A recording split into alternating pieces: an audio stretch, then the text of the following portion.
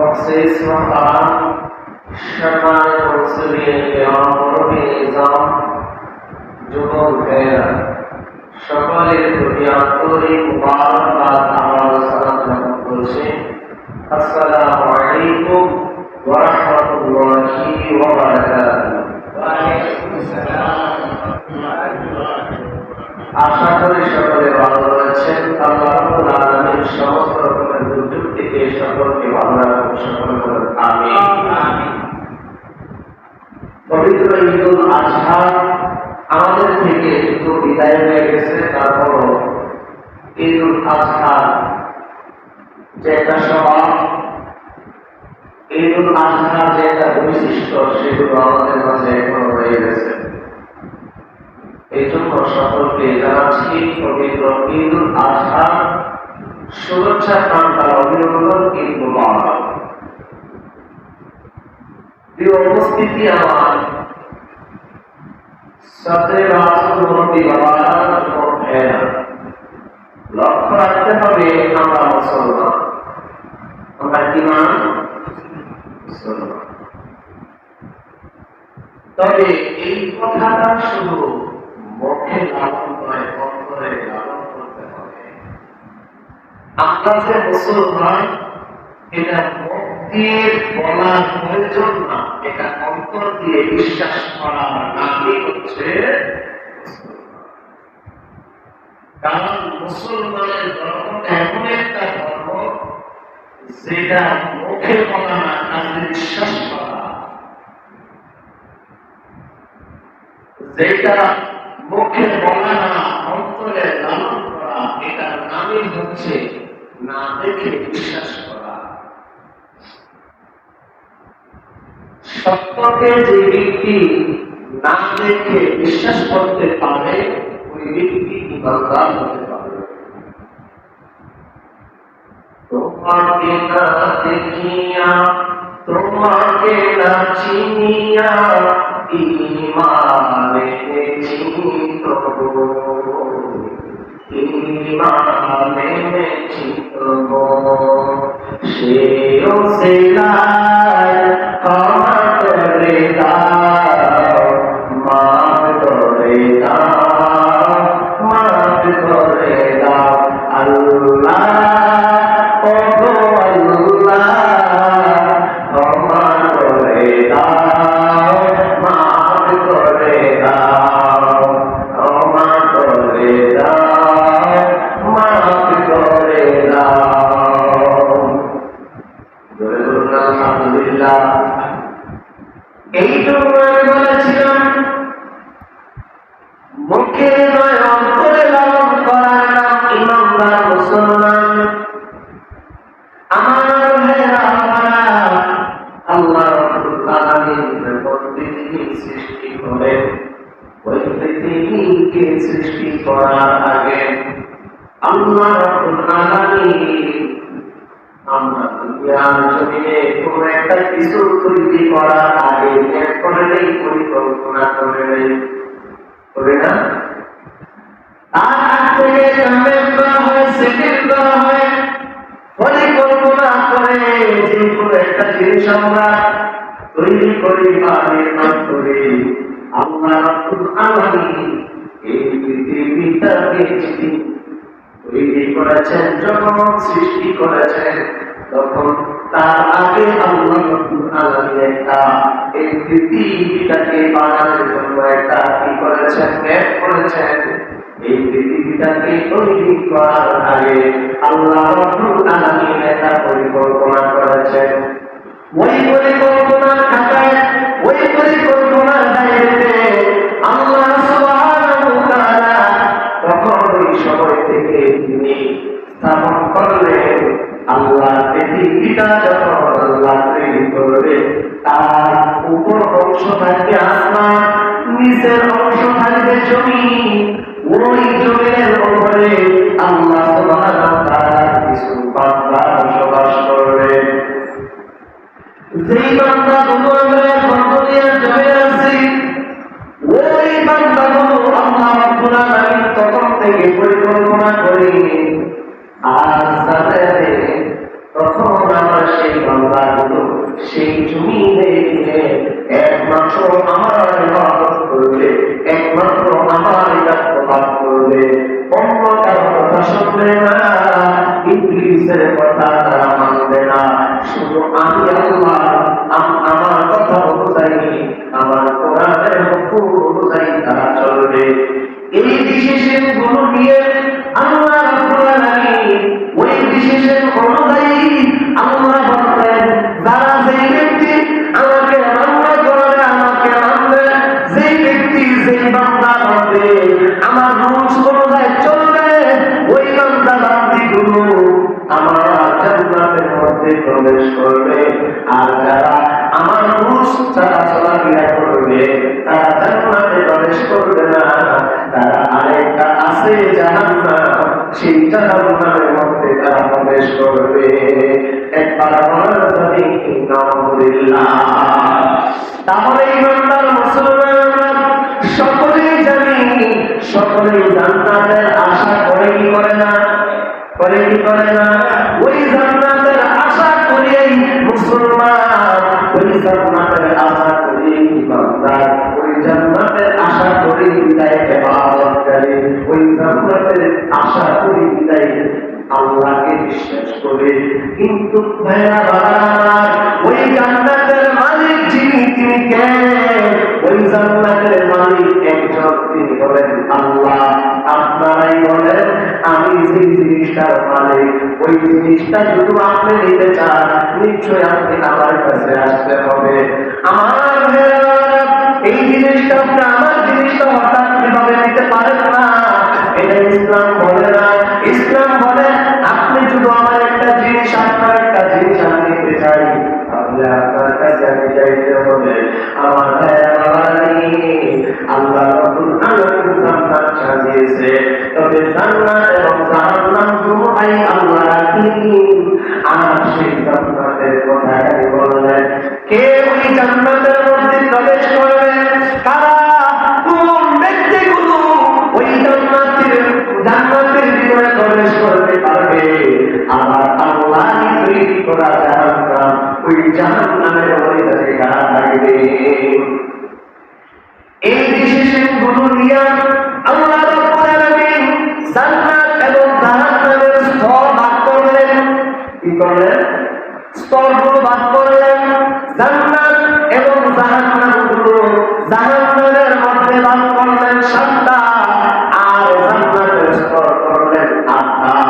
জাহান্নাম থেকে জান্নাতের একটি তালা বেশি করা হয়েছে। আমার ভাইরা বাবা, গভীর মনোযোগ। ওই কবরটা কেমন হবে, ওই কবরটা কিভাবে সাজানো হবে, ওই কবরটাকে কিভাবে সাজাইতে হবে, ইমানদার মুসলমানের জন্য কবর কেমন হবে, আর বেঈমানের জন্য কবর কেমন হবে? আল্লাহ বলেন, যারা যেই ব্যক্তি আমার দোষ মানে না, যেই ব্যক্তি আমার হুকুম মানে না, যেই ব্যক্তি আমার হুকুম অমান্য করলো, ওই ব্যক্তির জন্য আমি রেখেছি জাহান্নাম। তবে ওই জাহান্নামগুলো 7টা জান্নাত, 7টা জাহান্নাম আমি স্তরবাদ করে রেখেছি। এক একটা জাহান্নামের চাইতে এক একটা জাহান্নাম ভয়ঙ্কর, এক একটা জাহান্নামের চাইতে এক একটা জাহান্নাম ভয়ঙ্কর হবে। ওই জাহান্নামগুলো এক একটা চাইতে এক একটা খুব ভয়ানক হয়ে যাবে। ও আমার ইমানদার ভাইরা, ওই জাহান্নামগুলোকে যদি তোমরা ভয় পাও, তাহলে তোমরা জান্নাতের আশা শুরু করো। জান্নাতের আশা করবে, সরাসরি আল্লাহর কাছে জান্নাত চাইয়া না। আল্লাহর কাছে জান্নাত চাইলেই জান্নাত পাওয়া যাবে না, জান্নাতের কাজ করলেই জান্নাতে যাওয়া যাবে। ওই জান্নাতের কাজগুলো আমাদের করার প্রয়োজন আছে না নাই? আছে না নাই? ওই জান্নাতের কাজগুলো আমাদের মাঝে বৈশিষ্ট্য থাকতে হবে, ওই জান্নাতের কাজগুলো আমার মাঝে থাকতে হবে। শুধু আমি তা করি, তাহলে নিশ্চয়ই আমার ভগবান আমার মওলার সাজানো জান্নাতের মধ্যে দিতে পারে। একবার জোরে বলা যাবে সুবহানাল্লাহ। ওই জান্নাতগুলো যখন সাজাইলেন কার জন্য? ইমানদারের জন্য। কার জন্য? ইমানদারের জন্য সাজাইলেন। ওই জান্নাতগুলো আটটা জান্নাত সাজাইয়া আল্লাহ রাব্বুল আলামিন বলেন প্রথম জান্নাতের জাহান্নামগুলো যেমন করে এক একটা জাহান্নাম থেকে একটা জাহান্নাম বড় ভয়ঙ্কর, বিশাল বিশাল বড় বিশাল ভয়ঙ্কর জিনিসগুলো থাকবে। আর ওই জান্নাতের মধ্যে এমন এক একটা জান্নাতের চাইতে এক একটা জান্নাতের স্তর তার চাইতে আমার নিয়ামত পূর্ণ হয়ে দাঁড়াবে। একটু শুনে বলা হবে কি সুবহানাল্লাহ। ওই জান্নাতগুলোকে আল্লাহ রাব্বুল আলামিনের একজন বান্দা অস্বীকার করে ওই জান্নাতগুলো না ভালোবাসা আল্লাহর কাছে হুকুম চাইলেন। তিনার নাম ছিল সাদ্দাত। তিনি বলছিলেন আল্লাহ তোমার জান্নাতগুলো কত বড় নিয়ামত, আর চাইতে নিয়ামত পূর্ণ জান্নাত আমি আমার নিজে সাজাইব। আল্লাহ রাব্বুল আলামিন তার যাওয়ার কারণে তার আশা পাওয়ার কারণে তার আশা পূর্ণ করে দিলেন। যাও সাদ্দাত যাও, তোমাকে আমি আল্লাহ হুকুম করে দিলাম, তুমি আমি আল্লাহর পুত্রতে তুমি তোমার মন মতো জান্নাত সাজাইতে থাকো। আপনারা সকলেই জানেন তিনি কিন্তু জান্নাত এমন করে মনের মতো সাজাইছিল, কিন্তু জান্নাতের মধ্যে প্রবেশ করার হুকুম আল্লাহ রাখলেন না। জান্নাতের মধ্যে প্রবেশ করার জন্য এমন একটা সময় তাকে আর দিলেন না। আমার ভাইরা আপনারা এই একটা জিনিস লালন করতে হবে, শুধু ইমানদার মুসলমান জান্নাতের আশা করে ওই জান্নাতে শুধু যাইতে চায়, আমার আল্লাহ বলে ওই জান্নাতে তোমরা যাওয়ার জন্য আমি আল্লাহর কাছে ফরিয়াদ করো, আর ওই জান্নাতের পরমগুলো তোমার কাছে তুমি বৈশিষ্ট্য করো। আল্লাহ গো এই জান্নাতের স্তরগুলো কোনটা কেমন ভাগাভাগ, এই জান্নাতের ভাগ এই জান্নাতের স্তরগুলো কেমন ভাগ, আল্লাহ সুবহানাহু ওয়া তাআলা বলেন ওই জান্নাতগুলো আমি আল্লাহ আমার বান্দা বান্দীদের জন্য অন্য কাউকে দিয়ে আমি আল্লাহ জান্নাত বানাই না। এই দুনিয়াবাসী ওই জান্নাতের আটটা স্তর আছে গো, ওই জান্নাতের আটটা স্তর আমি আল্লাহর কুদরতে আমি আল্লাহর নিজের হাত দিয়া আমি আল্লাহ জান্নাতগুলো তৈরি করেছি। শুধু একবার বলা যাবে সুবহানাল্লাহ। তাহলে ইমানদারকে আল্লাহ কত বড় ভালোবাসে যে আল্লাহ নিজের বান্দার জন্য নিজের হাতে জান্নাতগুলো বানাইলেন। আপনারা বলেন ওই জান্নাতে কি আল্লাহ প্রবেশ করার জন্য বানাইছেন না বান্দা প্রবেশ করার জন্য? বান্দা প্রবেশ করার জন্য আল্লাহ জান্নাতগুলো সাজাইলেন। ও আমার ভাইরা বাবারা, তাহলে ওই জান্নাতগুলো নিজের হাতে আল্লাহ বানায়া একেবারে ক্ষান্ত হন না। আল্লাহ বলেন ও দুনিয়াবাসী শোনো, আমি আল্লাহ ওই জান্নাতগুলো আটটা জান্নাত আমি আল্লাহ যেমন করে তৈরি করেছি, আর সেই জান্নাতগুলো এক একটা জান্নাতের মর্যাদা এক একটা জান্নাতের চাইতে 70 গুণ বেশি আমি রেখেছি। জোরে বলা যাবে সুবহানাল্লাহ। সুবহানাল্লাহ বলতে ভালো লাগে কি লাগে না? ওই জান্নাতের স্তরগুলো 70 গুণ এক একটা চাইতে একটা বেশি হবে।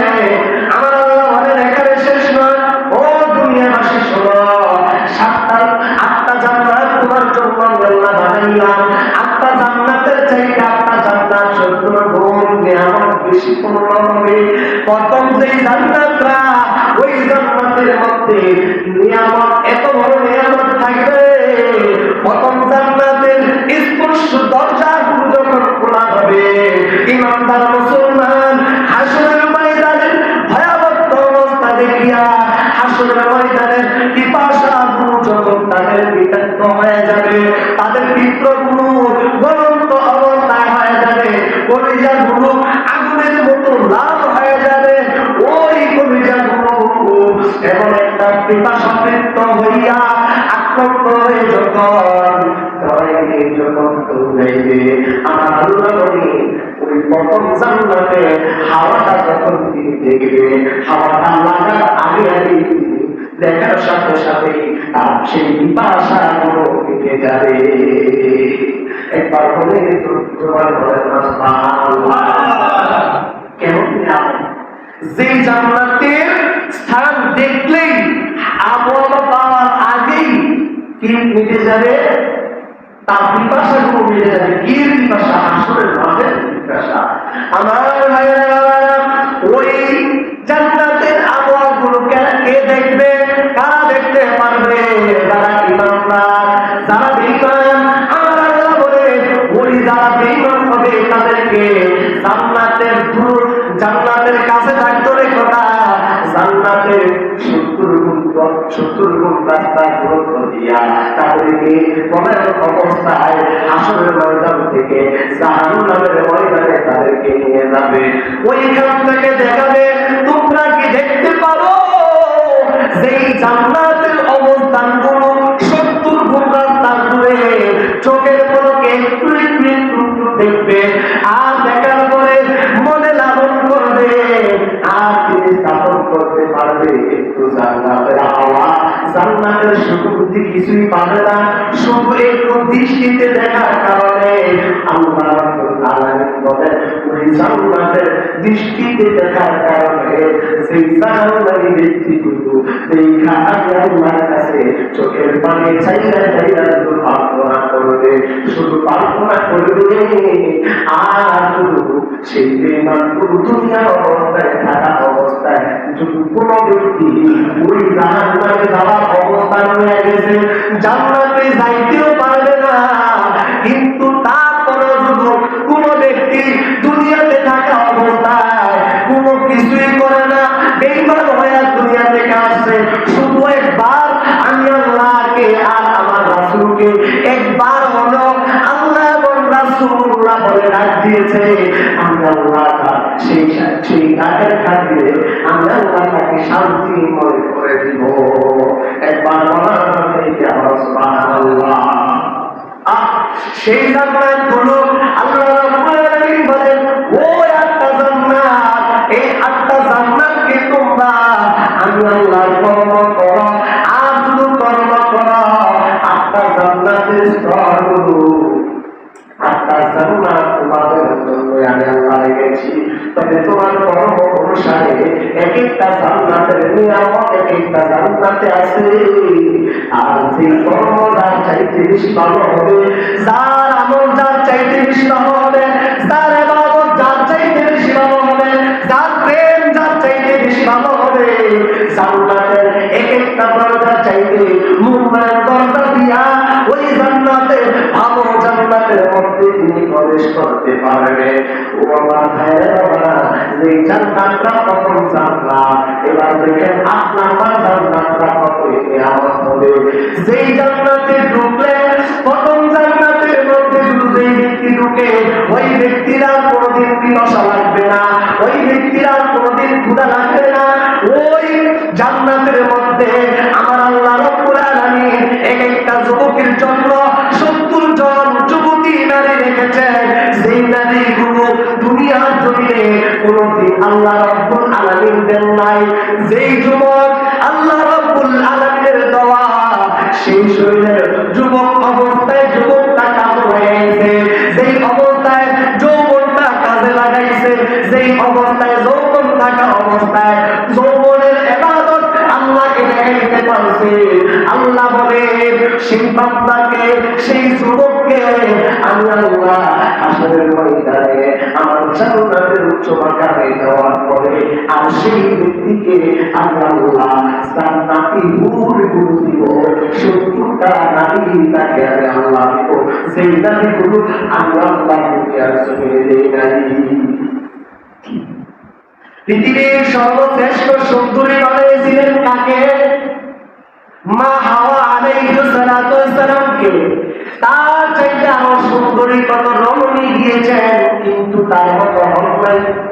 ওই সুন্দরী চাইতে আরো সুন্দরী, ওই সুন্দরী চাইতে আরো সৌন্দর্য আমার আল্লাহ আলামিন সেই যুবক, যেই যুবক তার যৌবনকে কাজে লাগিয়েছে, যে যৌবন অবস্থায় আল্লাহর কর্ম করেছে, সেই যৌবন অবস্থায় ৫ ওয়াক্ত নামাজ ভুলে নাই। আরে বাবা, তাহাজ্জুদ নামাজ পড়েন নামাজ পূজারি হয়তো হবে না, শুধু আপনার যৌবন অবস্থায় 5 ওয়াক্ত নামাজও থাকে, এই 5 ওয়াক্ত নামাজ দিয়া আল্লাহ সর্বোচ্চ উচ্চ মাকাম তিনি দান করার মতো ক্ষমতাশীল হয়ে যাবে। আল্লাহ রাব্বুল আলামিন সেই যুবককে নিজের হাতে নিজে সেই দান করে দিবে। আর আল্লাহ রাব্বুল আলামিন সেই দুটা হাবিবকে দিয়া হাউজে কাউসার দান করায়া জান্নাতের মধ্যে রঙিন দিয়া তাকে শোয়া দিবে। জোরে বলেন সুবহানাল্লাহ। ওই 5 ওয়াক্ত নামাজ তো পড়তে হবে, বছরে একবার রোজা আসে, শরীরের দিকে তাকাইলে হবে না, রোজা রাখতে হবে। শরীরে ডায়াবেটিস আছে কি আছে চলা যাবে না, গ্যাস্ট্রিক থেকে আলসার হয়ে গেছে, রমজান আসার আগে শাবান মাস আসলেই আপনি নিয়ত করেন মাওলা গো গ্যাস্ট্রিক থেকে আলসার হয়েছে না ক্যান্সার হয়েছে বুঝি না, 30টা রোজার তাওফিক তুমি মাওলা আমাকে দান করো। সেই ব্যক্তি এই নিয়ত করবে আমার আল্লাহ তার নিয়ত পূর্ণ করার জন্য 30টি রোজা যেমনি হোক তাকে আদায় করার সুযোগ দিতে পারে কি পারে না? পারে কি পারে না? আল্লাহর কাছে ওই ক্ষমতা আছে না নাই? তাহলে শুধু যেই আল্লাহর কাছে এত বড় ক্ষমতা আছে, যেই ব্যক্তি ক্যান্সার হয়ে গেছে, দুনিয়ার কোন ডাক্তার তাকে ভালো করতে পারে নাই, তাকে ভালো করার ক্ষমতা কার হাতে? আল্লাহর হাতে। এই জন্য আল্লাহর প্রশংসা করতে হলে আল্লাহর প্রশংসা করা লাগবে। শুধু আপনি শুধু জান্নাতের আশা করেন, ওই জান্নাতের আশা করলেই হবে না, জান্নাতের কর্মগুলো করে করে আল্লাহকে বুঝাইতে হবে আল্লাহ আমি তোমার শুধু জান্নাতের আশা করি নাই, তোমার জান্নাতের কাজ কর্মগুলা করেছি, শুধু তুমি জান্নাতের মধ্যে না দাও তাহলে এবার যে জায়গায় তুমি দেওয়ার করার প্রয়োজন, যে জায়গায় তুমি দিয়া শান্তি ওই জায়গায় দাও, তবে তোমার যেই কর্মগুলা আমি করেছি ওই কর্মগুলা যেন সঠিকভাবে দুনিয়ার জন্য যেন দেখতে কতদিন পর্যন্ত যেন করতে পারি সকলে বলেন আমিন। এই জন্য ওই কর্মগুলো করতে হলে নিয়ত থাকতে হবে সহি, কি থাকতে হবে? নিয়ত থাকতে হবে সহি। যেই সহি হাদিসগুলো নিয়তের হাদিসটা সর্বপ্রথম এসেছে, সেই হাদিসটা এসেছে সর্বপ্রথম ওই হাদিসটা 1 নাম্বার হাদিস ইন্নামাল আমালু বিন্নিয়াত, সেই ব্যক্তির নিয়ত সহি ওই ব্যক্তির কাজ হয়ে যাবে সহি। এই জন্য আমি আর আপনি নিয়ত অনুযায়ী শুধু সহি করে আমি আর আপনি নামাজ পড়তে চাই, কাকে খুশি করার জন্য? আল্লাহকে খুশি করার জন্য নামাজ পড়তে হবে, এক মনে এক দিলে আল্লাহকে খুশি করার জন্য, কোন বান্দাকে খুশি করার জন্য নয়। রোজা রাখতে হবে এক দিলে এক কালে একমাত্র মাওলাকে খুশি করার জন্য, কোন বান্দাকে খুশি করার জন্য নয়। আমি ইবাদত করতে হবে একমাত্র মাওলার জন্য, দুনিয়ার জন্য নয়।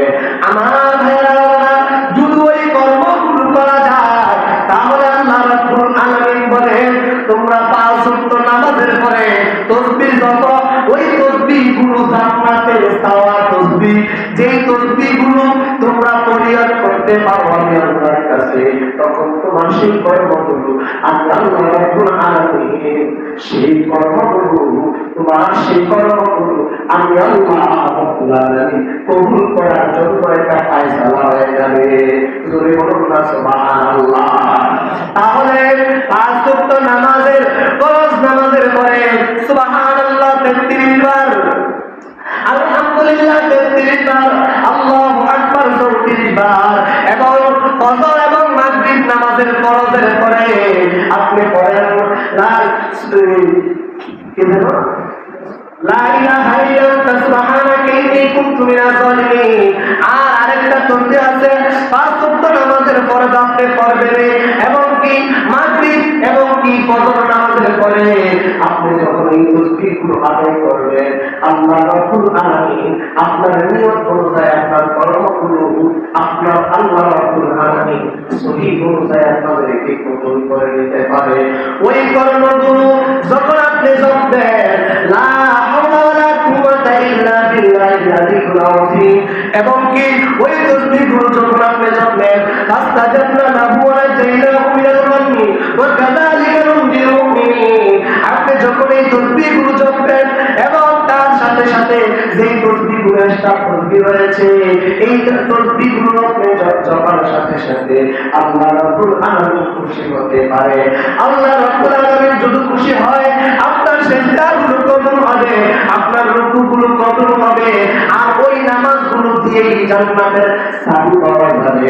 আপনি আর আমি সকলেই জানি জান্নাতের চাবি হচ্ছে নামাজ, কিন্তু জান্নাতের চাবি নামাজ। এভাবে শুধু শুধু নামাজ পড়লেই জান্নাতের চাবি হওয়া যায় না। জান্নাতের চাবি হতে গেলে আল্লাহ রাব্বুল আলামিন যেই ডিসিশনগুলো দিয়েছে, যেই কর্মগুলো যেভাবে করার জন্য বলেছে ওইভাবে যদি করা যায় তাহলে আল্লাহ রাব্বুল আলামিন তাহলে তার জন্য জান্নাত কমিটি তাকে দিয়ে দিবে। সকলে বলুন আলহামদুলিল্লাহ। তাহলে আমরা জান্নাতের কর্ম করতে চাই কি চাই না? চাই। কিভাবে করব? শুধু একমাত্র আল্লাহকে খুশি করার জন্য ইবাদতের মাধ্যমে, শুধু একমাত্র ইবাদতের মাধ্যমে আমি আপনাকে আমার আল্লাহকে আমি খুশি করতে হবে। কোনো অন্য কোনো কাজ করলে আল্লাহকে খুশি করা যাবে না। আল্লাহ তো বলেছেন আমি আল্লাহকে খুশি করতে হলে শুধু একমাত্র আমার ইবাদতের মাধ্যমে। কোনো একটা আমি যেগুলো ডিসিশন নিচ্ছি ওই ডিসিশন অনুযায়ী কাজ করবো বললেই আমরা আল্লাহকে খুশি করা আমার সহজ হয়ে যাবে। যদি আল্লাহ রাব্বুল আলামিনকে খুশি করা যায়, হাবিবুল্লাহকে যদি খুশি করা যায়, হাবিবের উপরে যদি দরুদ করা যায়, তাহলে মাওলার জান্নাতের আশা করতে হবে। এই জান্নাতের মধ্যে